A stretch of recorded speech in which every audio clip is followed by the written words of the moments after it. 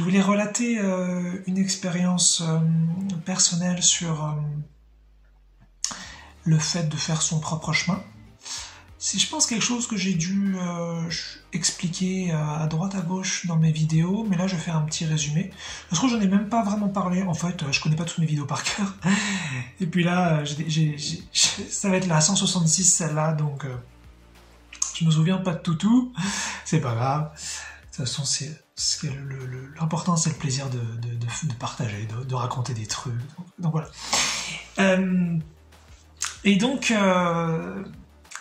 ouais, je voudrais parler de quelque chose parce que moi j'ai eu un chemin assez particulier jusqu'ici, et je voudrais parler en fin de compte de ma traversée peut-être, ou de ma découverte un petit peu des capacités psychiques. Et là je plutôt parler en fin de compte de mon rapport aux autres et de mon rapport peut-être à la société, je sais pas trop. Bref, ça va être assez éclairci avec ce que je vais dire.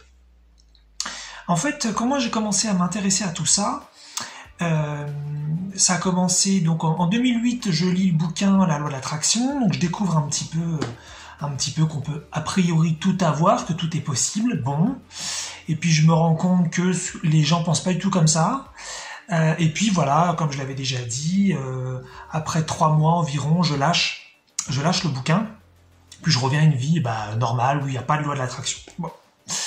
Très bien. Et fin 2014, donc je relis ce livre, et puis là, sur tout 2015 à peu près, sur une bonne année, voilà, je me mets donc à fond dedans, et c'est là où vraiment je vais donc découvrir vraiment la spiritualité ainsi que les capacités psychiques.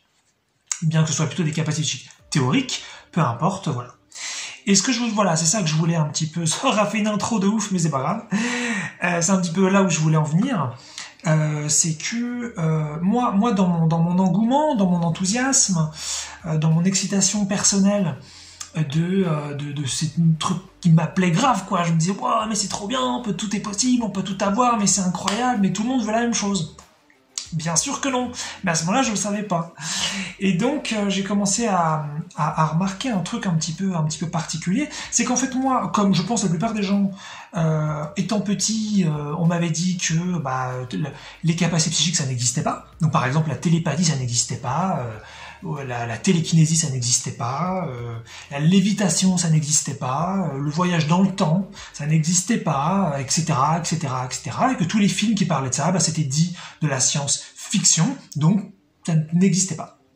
Bon, et je m'étais dit, je sais plus d'ailleurs ce que je m'étais dit, mais je pense que je m'en fichais peut-être un petit peu quand j'étais petit, mais voilà, j'avais gardé ce truc.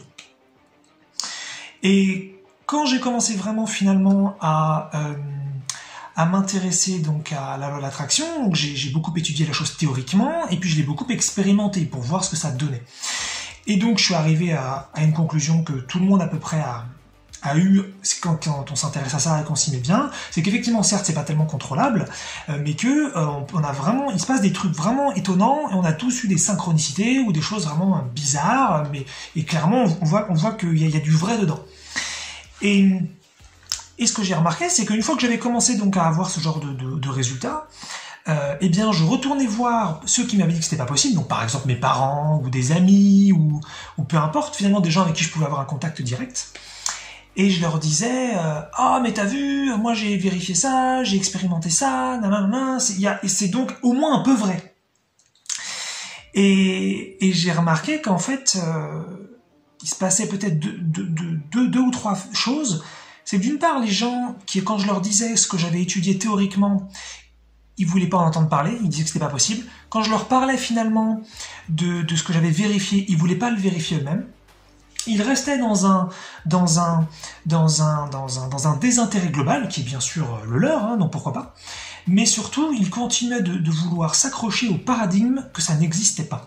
Et là, je parle de la loi de l'attraction parce que c'est le premier truc par lequel j'ai commencé. Mais quand ensuite j'ai commencé à vérifier d'autres trucs comme l'âme, le corps énergétique, le magnétisme peut-être, enfin pas peut-être, j'ai vachement vérifié le magnétisme, et puis je suis allé beaucoup plus loin, je me suis intéressé à plein de trucs, je me suis rendu compte qu'en fait et là je vais être un tout petit peu attaquant, mais ça va bien se boucler vers la suite de la vidéo, donc pas de souci. je me suis rendu compte qu'on était dans un monde de gros menteurs, des gros menteurs, de gros hypocrites, de grosses autruches et de grands malhonnêtes. Et je trouvais ça fou parce que vraiment on m'avait dit toute ma vie que ça n'existait pas. Et que ce n'était pas possible, et que c'était seulement de la fiction, que c'était des choses pour enfants, c'était des contes peut-être, au sens négatif du terme. C'était de la fantaisie, c'était du fantastique. Et je voyais clairement qu'avec tout ce que moi j'avais vérifié, non pas qu'on avait donc j'avais un contrôle et que donc j'avais une puissance certaine sur ma réalité, mais il y avait clairement ce que moi j'appellerais un potentiel. Et qu'est-ce que c'est un potentiel? C'est-à-dire une cause suffisante pour dire faisons de la recherche. Faisons de la recherche spirituelle, psychique et clairement scientifique pour utiliser ce potentiel et que cela nous serve à nous tous, les humains, dans notre civilisation, et qu'on utilise ça en complément donc des technologies classiques.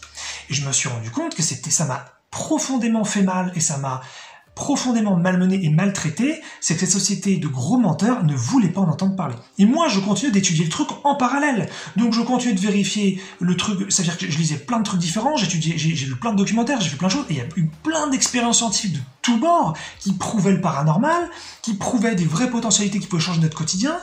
Et j'ai commencé à me rendre compte qu'il y avait un truc qui clochait grave. On m'avait dit depuis toujours que ça n'existait pas, que c'était faux, et en fait, il existait, encore une fois, peut-être pas à ce stade, une compétence contrôlé pour changer notre quotidien, mais il y avait clairement un truc énorme qui était là, qui était vrai, qui était vérifié par plein de gens, et depuis, en plus, pas juste quelques années ou quelques dizaines d'années, mais il y a plein d'expériences scientifiques qui existent déjà depuis au moins 100 ans, 150 ans ou plus.